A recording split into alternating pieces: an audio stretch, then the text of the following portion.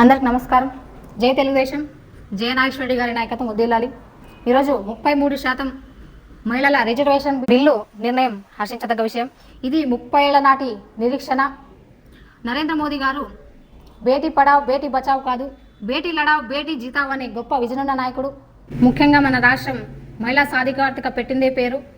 అన్న నందమూరి తారక రామారావు గారు మహిళలకి ఆస్తుల సమాన హక్కుల దగ్గర నుంచి చంద్రబాబు గారు వేసిన ఫౌండేషన్ ద్వారా మహిళలకి డ్వాక్రా రుణాలు ఇచ్చి మహిళలు ఫినాన్షియల్ ఇండిపెండెంట్గా ఎదగాలని గొప్ప సంకల్పం ఉన్న రాష్ట్రం మనది.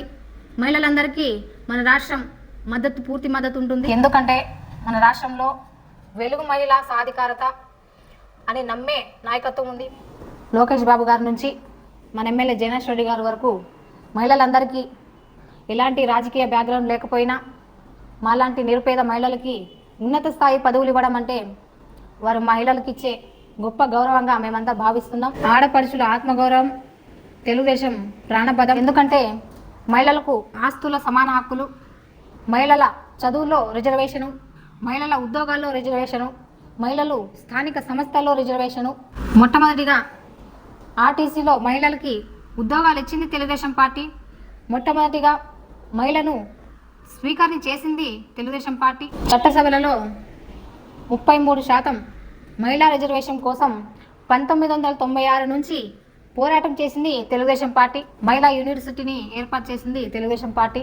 మహిళలకి ఉచిత గ్యాస్ సిలిండర్ ఇచ్చింది తెలుగుదేశం పార్టీ. భరోసా కోసం మహిళలకు డ్వాక్రా రుణాలు ఇచ్చి, మరి మహిళల ఆత్మగౌరవం కోసం మరుగుదొడ్లు నిర్మించి, మరి ఉచిత బస్ ప్రయాణాలు కలిగించి, సూపర్ 6 పథకాలలో మహిళలకే 90% కేటాయించి దమ్మున్న ప్రభుత్వం తెలుగుదేశం ప్రభుత్వం.